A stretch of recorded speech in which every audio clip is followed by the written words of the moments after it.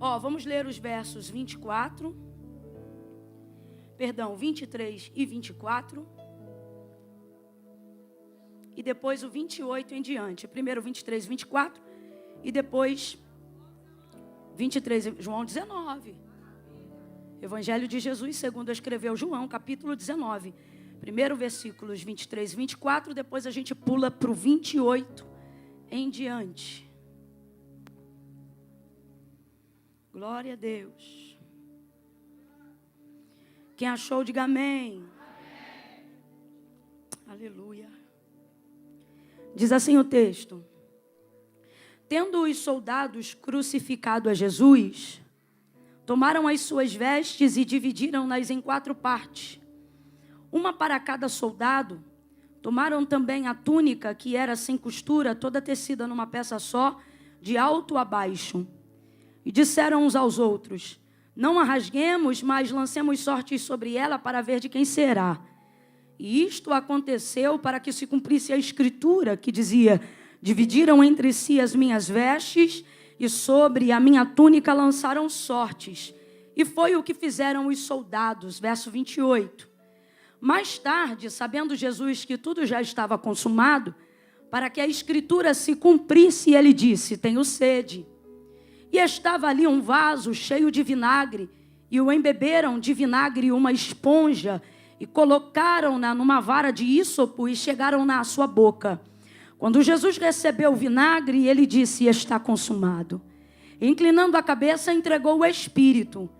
Como era o dia da preparação, os judeus, para que os corpos não ficassem expostos na cruz durante o sábado, porque esse sábado era um grande dia, rogaram-lhe a Pilatos que fossem quebradas as pernas e fossem tirados os crucificados.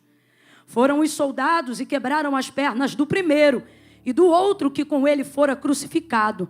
Mas chegando-se, porém, a Jesus, vendo já morto, não lhe quebraram as pernas. Contudo, um dos soldados transpassou-lhe o lado com uma lança, e imediatamente saiu sangue e água. E aquele que viu isto testificou, e o seu testemunho é verdadeiro. E ele sabe que é verdade o que diz, para que também vós o creiais. Que estas coisas aconteceram, para que se cumprisse a escritura, que dizia: nenhum dos seus ossos poderá ser quebrado. Diga amém por essa palavra. Se assente glorificando a Deus.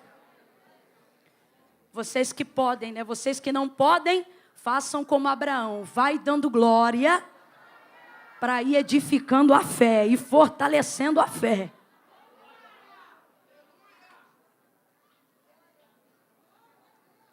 Pode beber água aqui, não pode? Então por que está me secando? O culto continua sendo para Deus. Quando alguém bebe água, é a sua oportunidade de oferecer, de glorificar.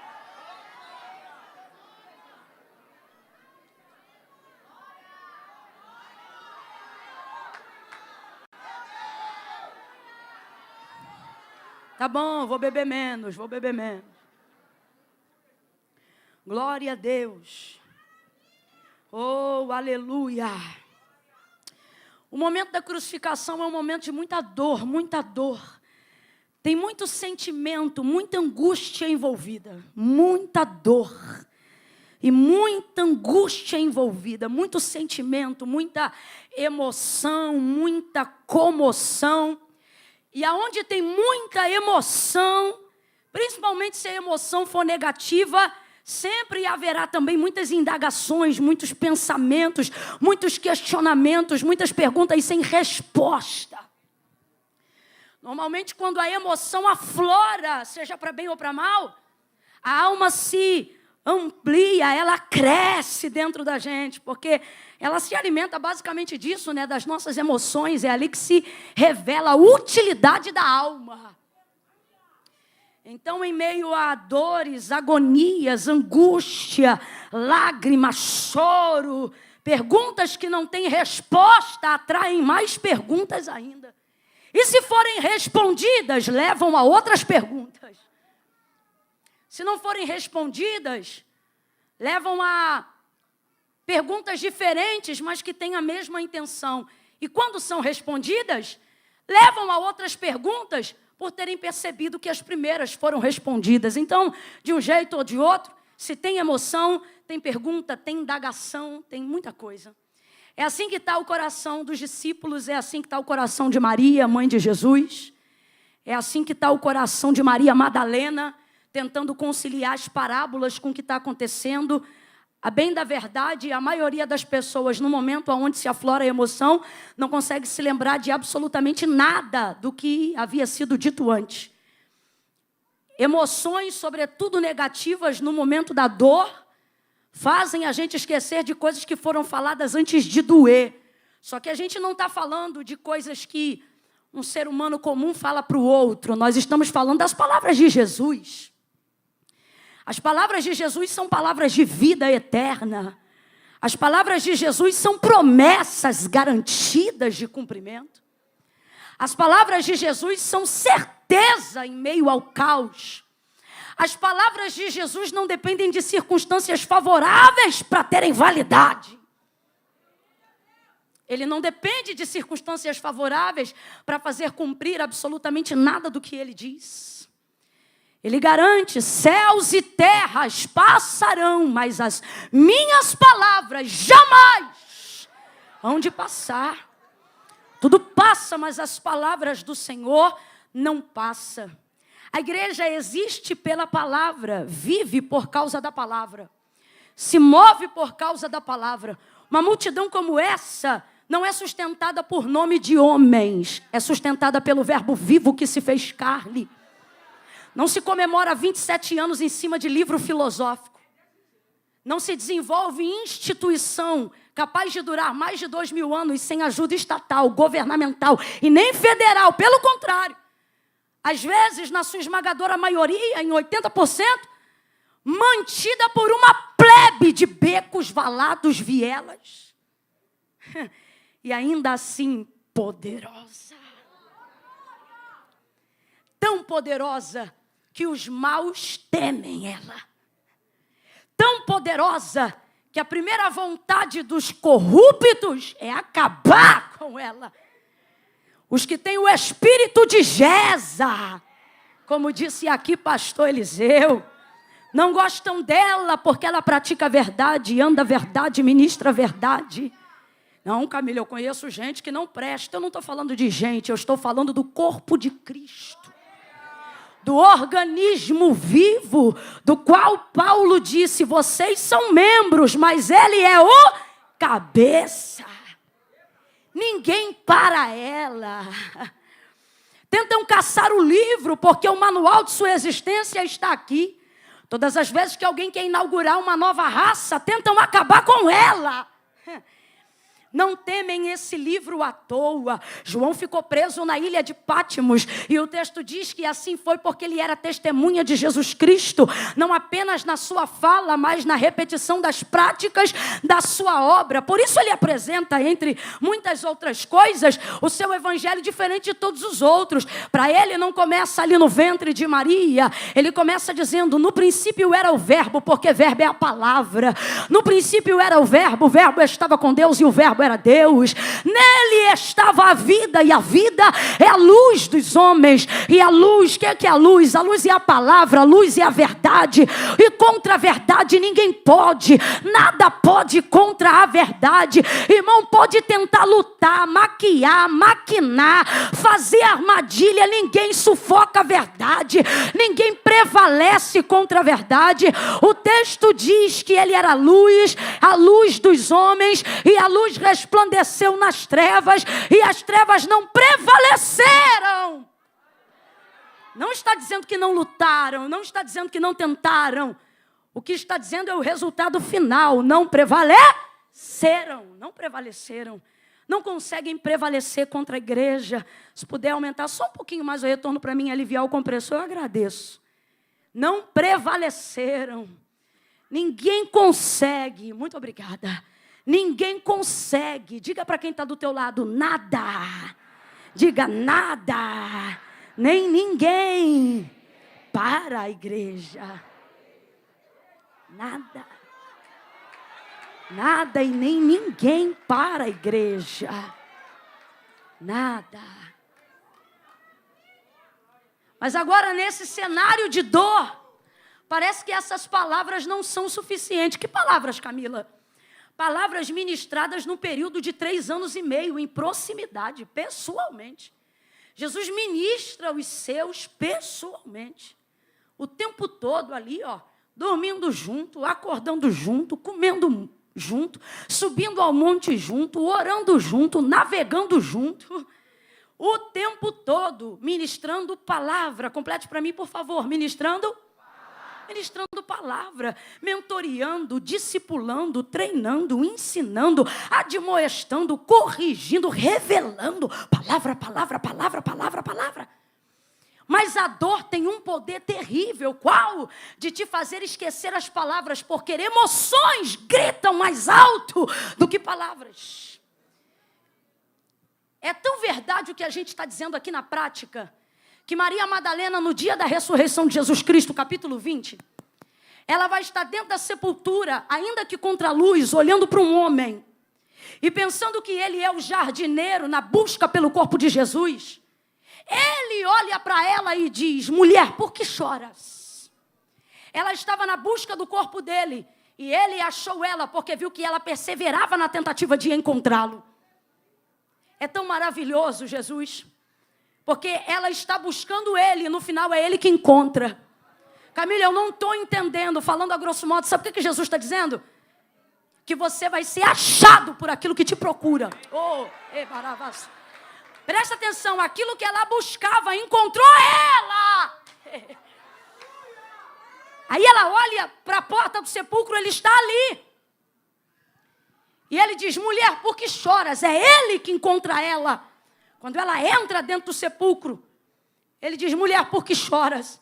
E ela diz: porque levaram o corpo do meu Senhor. Ela quer o corpo, ela quer o que é concreto, ela quer o que pode ser tocado, ela quer voltar a ter contato. Na perspectiva dela, ele está morto, mas ainda assim é Jesus. Então ela diz: diga-me, se o Senhor viu, se o Senhor sabe, se pegaram e o levaram e o Senhor viu, me diga, porque eu irei e o buscarei. Nisso ela já está do lado de fora. Se você observar a narrativa, você vai ver todo o posicionamento. Ela vira as costas para o homem que ela cuidava ser o jardineiro. Quando ela se prepara para ir embora, sabe-se lá Deus para onde? Então ele grita o nome dela, tem um ponto de exclamação. Ele chama ela e diz: Maria! O texto diz: e virando-se, porque significa que já estava de costas. Virando-se, ela reconheceu. Quando, Camila? Quando se virou? Não, ela reconheceu quando estava de costas. De frente ela não reconheceu. Mas de costas ela sabia quem falava com ela. O texto não diz que ela vira e grita. O texto diz que ela grita enquanto vira. Então ela não reconheceu vendo, mas o reconheceu. Porque as minhas ovelhas conhecem o som da minha voz, disse Jesus. Ela já vai virando dizendo: Rabone! Por quê? Por quê? Porque toda disciplina, mentoria, seja por palavra revelada ou por parábola, tudo que Jesus incute na mentalidade deles é voz, é palavra, é ensino, é doutrina. Ele não trabalha com o visual, ele trabalha com o entendimento. E agora eu aproveito para dizer que não significa que Jesus não trabalha com surdos, porque segundo o seu relato em João 9, ele vai deixar muito claro que os deficientes auditivos não são os que não podem ouvir, mas são os que ouvindo não discernem aquilo que é falado. Ele trabalha na área do conhecimento, é isso que eu quero dizer. Por quê? Porque a obra do príncipe deste século lhe cegou o quê? O entendimento, para que não cheguem ao conhecimento da verdade. Que verdade? A verdade que liberta. Qual? A palavra, a única e verdadeira, que é quem? Cristo. Por isso o texto afirma: conhecereis a verdade e a verdade vos libertará. Quem carrega essa verdade? O Cristo, o verbo vivo. Por isso ele trabalha com palavra. Complete após mim e grite. Ele trabalha com palavra. Ai, Camila, eu não gosto de pregar. Então da próxima vez escolha pregadores menos pentecostais, porque a gente é pentecostal até o tutano. Quando eu disser 3, você diga a palavra. 1, 2, 3. É disso que você precisa. de palavra. Ele ensina por intermédio da sua palavra. Quando ele traz um sermão sobre caráter, nesse dia ele não realiza nenhum milagre. Não multiplica nenhum pão. Não assa nenhum peixe, não dá comida. Não limpa a pele de leproso, nem levanta aleijado. Tem um dia que ele tira um tempo só para pregar. E se a gente for olhar a narrativa, deu mais de 2 horas. E está ele pregando. Chega uma hora que ele prega tanto, fala tanto, que o texto diz que a multidão que o cercava, irmão, e se está falando multidão, é um povo parecido com esse aqui. Não vai suportando, porque o povo quer resultado, quer realização. O povo quer que alguém lhes ative a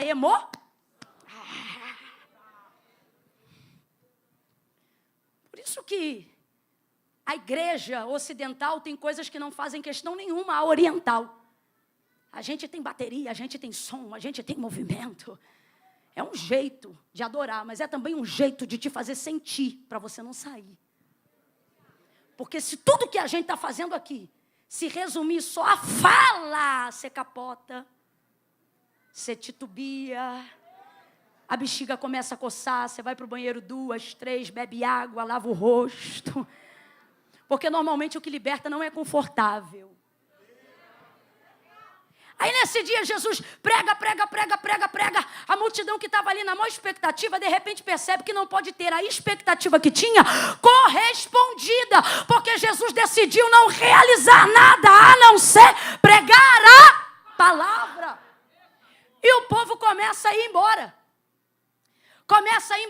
E os discípulos que são os seus mentorados e estão ao lado dele, não conseguem criticar o povo, mas pensam nos seus próprios corações. Que sermão duro, quem pois o suportará? É como se eles mesmos dissessem, a gente está aqui porque é íntimo dele, mas se eu fosse um deles, não sei se dava conta não.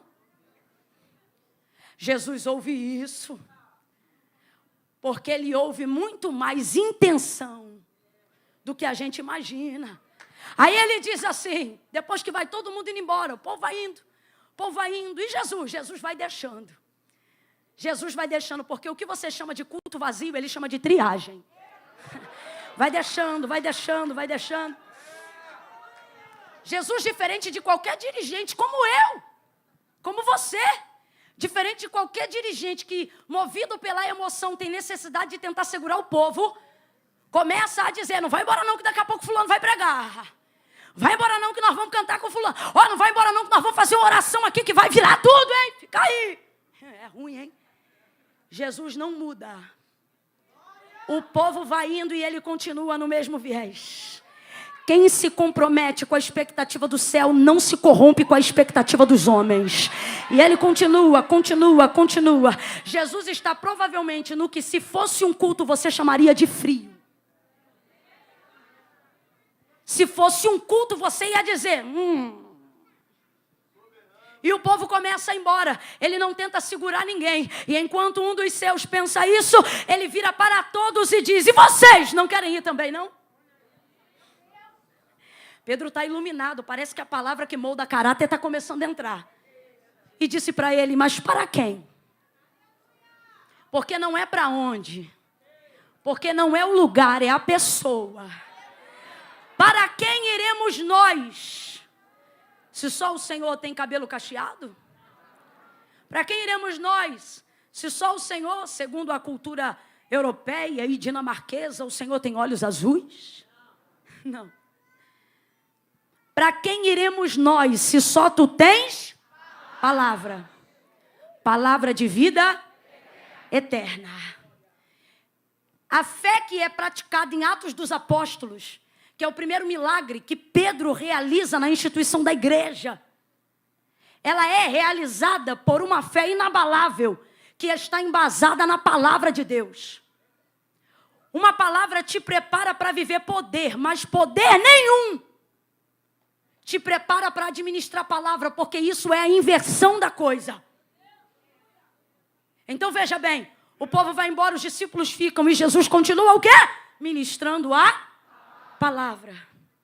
E se eu te dissesse que de todas as listas que você faz, achando que precisa de tudo que acha que precisa para se tornar a pessoa que você deseja, e se eu te disser que você pode dobrar ela e colocar ela no bolso hoje? Porque você só precisa de uma palavra. Uma palavra, uma palavra. No cenário de dor e agonia, você acaba se esquecendo de algumas palavras. Mas se você for doutrinado e ensinado, você vai acabar se lembrando delas. Você vai se lembrar. O que é decorado, você esquece. Mas o que é aprendido, você nunca esquece. Nunca esquece. Quando você aprende o princípio das coisas, você não esquece. Quem aqui já andou muito de bicicleta e hoje não anda mais? Se pegar a bicicleta hoje, depois de 10, 20 anos, anda de novo ou não anda? Anda de novo ou não anda? Anda. Anda de novo. Você pode tirar o carro da mão de alguém que dirigia ali o manual, né? E ficar sem dirigir muito tempo. E depois de um tempo botar o carro na mão dessa pessoa. Pode dar um tranco entre a troca da embreagem e da marcha. Mas no final, anda ou não anda? Anda ou não anda? Porque não foi ensaiado, foi aprendido. Por isso a gente trabalha com método de aprendizado e não de ensaio. A liturgia do culto. Quem é que oferece um bom culto a Deus? Quem sabe como Deus determina que deve ser adorado. Um culto racional. A gente acha que um culto bom é um culto cheio da emoção. E Paulo está dizendo, não, culto bom é culto consciente. É culto onde você sabe o que faz. Por isso Davi, ele dizia, alegrei-me quando me disseram, vamos à casa do Senhor. Ele não se alegrava quando chegava, porque para ele não importava, grosso modo para você entender, quem cantava ou quem pregava. Ele não dependia dos motivos que a igreja ia dar para ele adorar. Ele já saía de casa compreendendo que ele tinha motivos para chegar ao lugar da adoração. Isso é o quê? Emoção? Não, aprendizado. Conhece o princípio pelo qual é levado? Palavra. Palavra. Palavra. Veja aí os hinos que não saem da nossa cabeça. Veja aí os hinos que não saem. De tempo em tempo, eles tornam a ser lembrados. São hinos que não salmodiam ou se alegram numa tendência. São hinos ministrados que cantam a Bíblia. É a palavra cantada. Passa 10, 20 anos e a gente abre culto com eles, termina culto com eles. E se soltar eles do nada, a geração patriarcal sabe, a geração dos filhos também sabe. Aproveitando que eu estou numa Assembleia de Deus, se do nada aqui eu começasse, por exemplo, assim. Mais grato a ti. Tá bom, já entendi.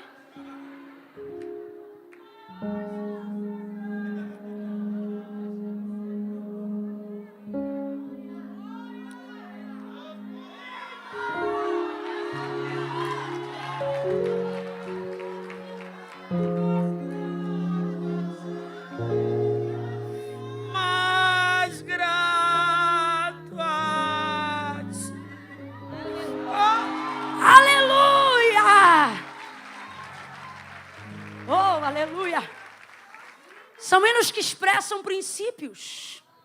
Camila, por que você está dizendo tudo isso? Porque, irmãos, como já disse o pastor Eliseu aqui, a narrativa bíblica no contexto de Isaías não diz quando passares, ou perdão, não diz se passares, mas diz quando. Vem dias aí, em que só a igreja estabelecida vai aguentar. Camila, eu conheço igreja que fechou na pandemia. Eric.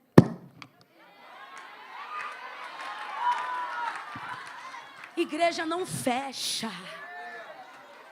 Igreja não fecha. Igreja está sobre a palavra. E a palavra de Deus é mais concreta do que o chão que você está pisando agora. Bata aí no chão e veja se você está seguro. Está seguro?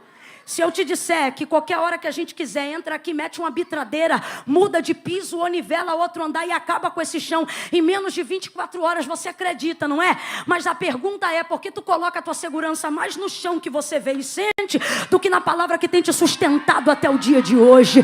Se você olhar para o teto agora, você vai ver uma cobertura sobre a sua cabeça. Se chover lá fora, não chove aqui dentro, porque nós estamos debaixo de uma cobertura. Só que você coloca mais fé nessa cobertura que perece, porque se do nada, né, pastor Felipe, a gente quiser fazer uma obra, a gente arrebenta com esse teto em 24 horas, meu irmão. Aí você crê nisso, que hoje é, e amanhã pode não mais ser, e o Senhor está dizendo, mas você não consegue entender o tamanho da plataforma que tem te guiado por cima, e tem te coberto ao longo dos anos da tua história.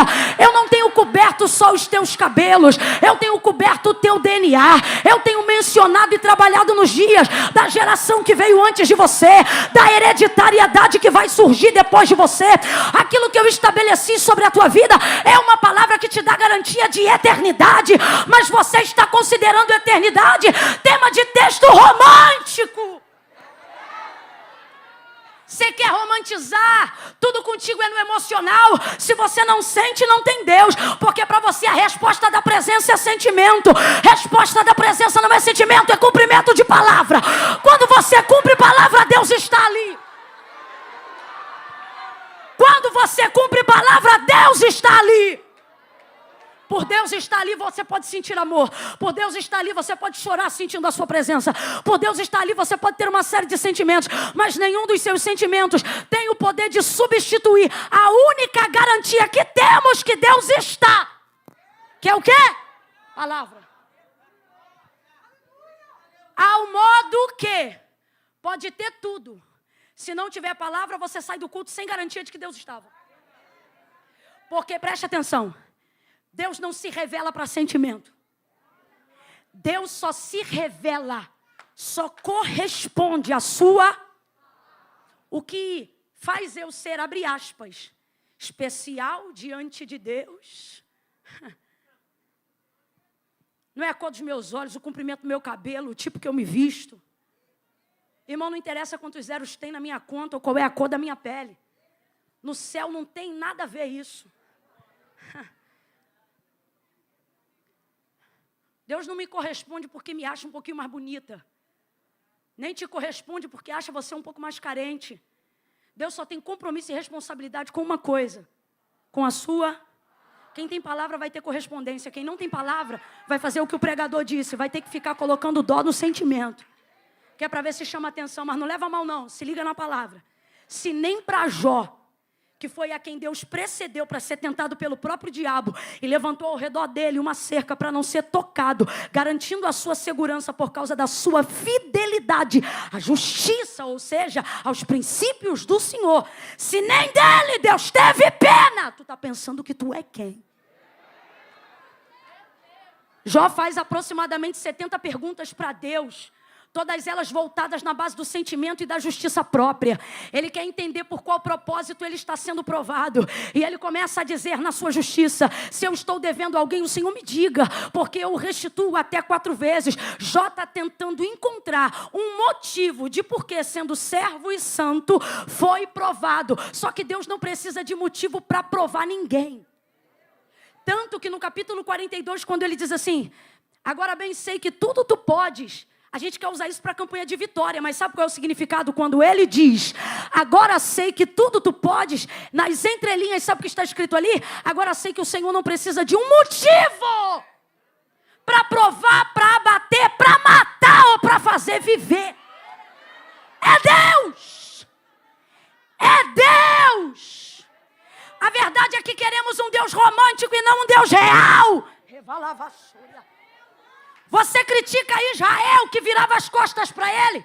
Você lê o livro do Êxodo e não se conforma. Como um povo pode ver maná, como um povo pode ver água sair da rocha e mesmo assim depois virar as costas e negar ao Senhor e ser um povo de dura cerviz. E você não percebe que a gente se assemelha a Israel mais do que imagina. No livro do profeta Jeremias, Deus quer levar esse povo do cativeiro, porque esse povo se distanciou dos princípios da sua palavra e agora está adorando deuses constituídos por mãos de de homens. Agora entenda o princípio de porquê Israel adora ídolos constituídos por mãos de homens. Quando eu faço o ídolo faz o que eu quero, porque eu fiz o ídolo. Na cultura brasileira a gente vê a semelhança do que eu estou dizendo aqui.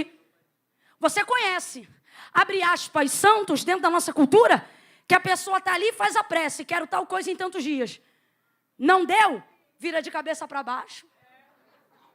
Você chega na casa do colega, porque é colega, né? Você chega na casa do colega, rapaz, por que esse coisa aqui está virado de cabeça para baixo? Está de castigo.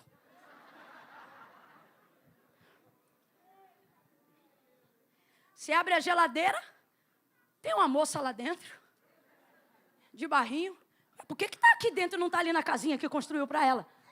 Não, porque eu já disse, ela só vai sair daí quando responder a minha prece. E de fato, só sai dali, abre aspas, se responder a prece. Por quê? Porque é de madeira. Bota Deus na geladeira. Vira Deus de cabeça para baixo. Agora você entende por que Israel se volta para Baal, para Astarote, para tantos outros. Você entende? Constituído por mão de homem. Se a criatura fez, a criatura manda. Porque a criatura vira criador. Agora, por que Israel se rebela de tempo em tempo contra Deus? Porque a gente só quer servir ao Senhor numa visão romântica. É Ele te provar e você já sobe um monte dizendo, eu sou teu servo. Porque você só conhece o Deus que te motiva a alma. Não conhece o Deus que disciplina, que ensina. Eu falei hoje aqui sobre paternidade. Você chama Ele de pai, mas no primeiro não, você chora ao invés de agradecer. Você não se torna uma pessoa de caráter tendo pai permissivo. Você não aprende a ter comunhão e andar em sociedade com as pessoas com permissividade educacional. Todo mundo aqui que teve uma boa mãe ou um bom pai já ouviu pelo menos uma vez na vida, mas mãe, todo mundo vai, todo mundo faz, mas a fulana foi, a mãe da ciclana coisou. Aí de tanto atormentar a mãe diz, mas você!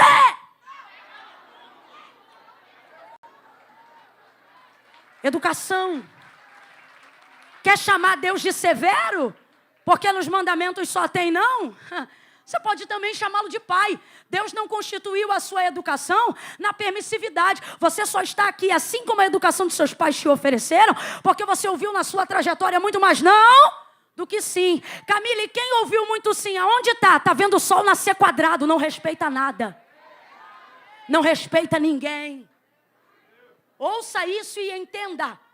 Israel então tem essa facilidade de se virar. Por quê? Porque está tudo voltado para a área do sentimento. E Deus não corresponde à cor de olhos. Deus corresponde à sua palavra. Aí então ele vai dizer a Jeremias, assim como o barro é na mão do oleiro, assim sois vós na minha mão, ó casa de Israel. Sabe o que ele está dizendo? Vocês têm dificuldade para me servir, porque vocês têm ídolos que aceitam suborno, oferta, manjares, entre aspas, porque como já foi pregado aqui, eles não existem. Agora eu não. Comigo não tem suborno, comigo não tem arranjo, comigo não tem apadrinhamento.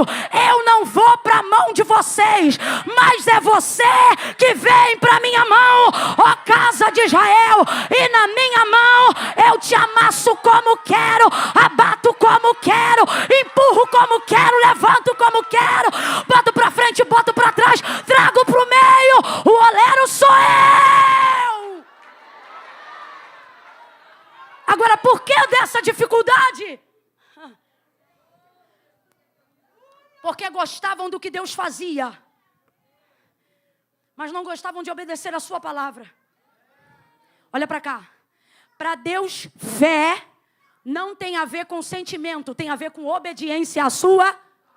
Ebal e Gerizim. Deus pega Moisés para entregar os mandamentos e a bênção e a maldição. Bênção se obedecer, maldição se desobedecer. E ele diz assim, fala aí para o meu povo, que se eles hoje ouvirem e crerem, você não vai encontrar versão que traduza fé na obediência da lei. Porque Deus não considera fé sentimento, considera fé atitude. De quê? Obediência. Olha como é que Deus trabalha com sentimento para se relacionar com o homem. Jesus disse aos seus discípulos, vocês vão ser meu amigo, sentimento, se fizer o que eu mando.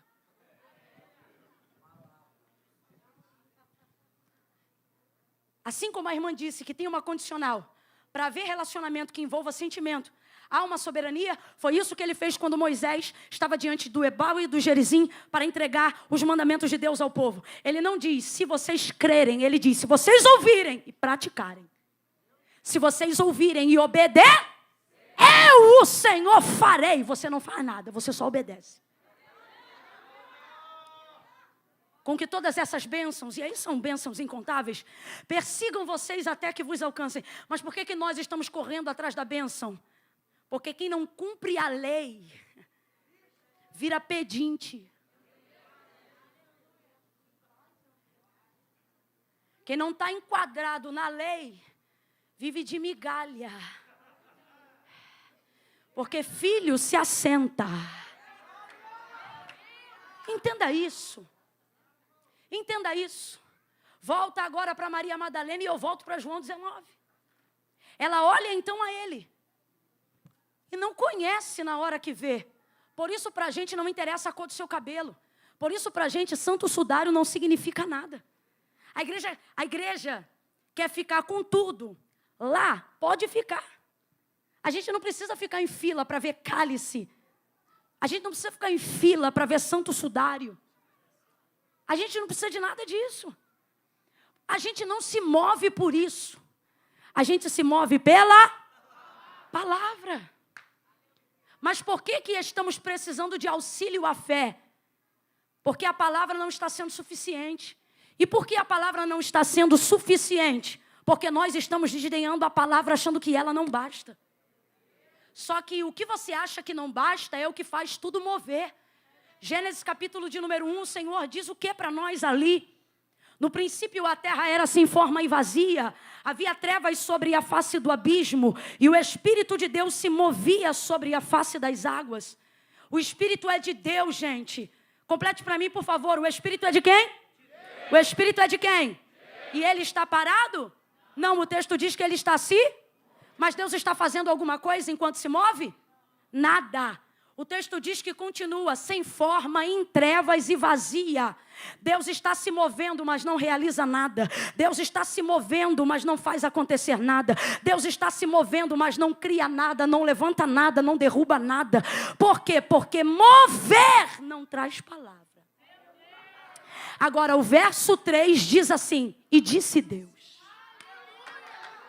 Oh, quem tem ouvidos ouça. Está tudo em trevas, em caos, mas de repente, e disse Deus, haja luz. E o que é que houve? E houve luz. Dali para frente ele começa a criar. Dali para frente ele começa a estabelecer. Sol para um lado, lua para o outro, estrela em cima, firmamento segurando embaixo, água no meio, água no subsolo. Ali ele começa a criar. Vem semente, erva selvática, vem animal doméstico e selvático, e cada um procria segundo a sua espécie, e começa Deus a criar. Ele vai pintando, vai colorindo, vai organizando o que hoje nós chamamos de mundo. E aí o autor da carta aos Hebreus vai escrever, e ele vai dizer, porque céus e terra, tudo que existe e tudo que foi criado, os mundos e o que neles habitam, não foi feito por prova aparente do que se vê, mas antes foram criados pelo poder da sua. Você confia mais nesse chão que você pisa. Sabe no que você devia confiar? Em quem trouxe esse chão para você pisar. Você confia no resultado. Deveria confiar no promotor. Você confia no final, quando vê. Deveria confiar em quem começou. Porque Deus, quando termina, já sabia como terminava antes de começar. Preste atenção. É a palavra. Que mover é esse que não move nada? Mas o texto diz que é de Deus. É ou não é? Está escrito que o mover é de quem? Faz um som de um mover aí, meu irmão. Um mover de Deus sobre as águas. Um mover de Deus sobre as águas. É isso. Traz o som aí de um mover de Deus, meu filho, sobre as águas. Eu tenho para mim que se tivesse trilha sonora ia ser essa aí mesmo. Eita, que mover. Olha para tua irmã aí e diga: Deus está se movendo.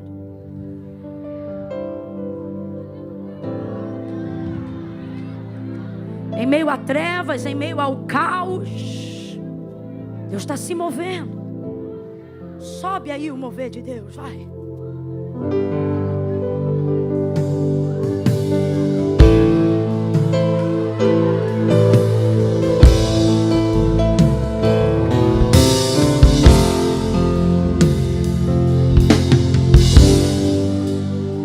Segura aí. A gente gosta de mover.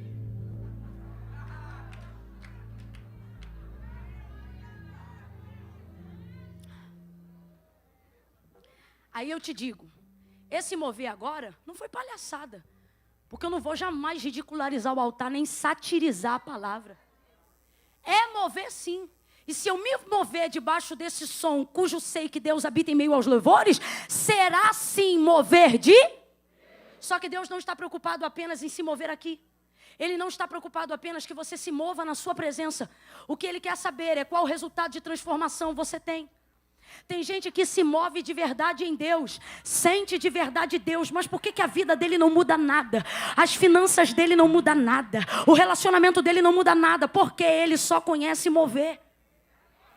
O mover move quem se mexe, mas não altera a realidade de nada do lado de fora. A realidade da terra só se tornou terra e foi alterada, não enquanto Deus movia, mas enquanto Deus falava.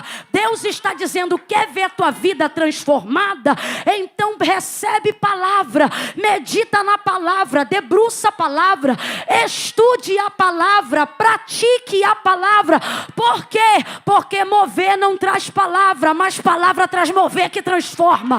Palavra traz sol, palavra traz lua, palavra traz separação, palavra move.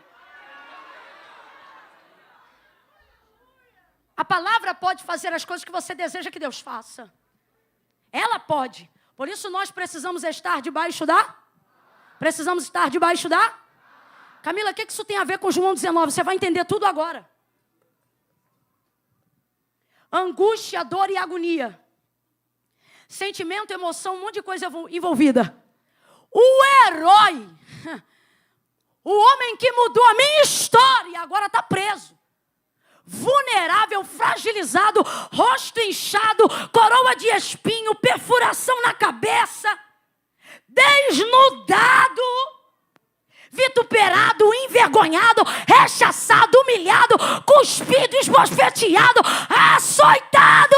Que herói é esse? Arrebentado, moído,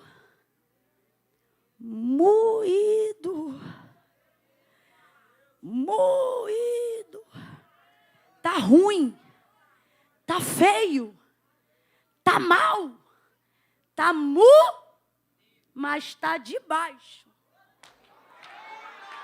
de uma... Não julgue a aparência de quem está debaixo de uma palavra.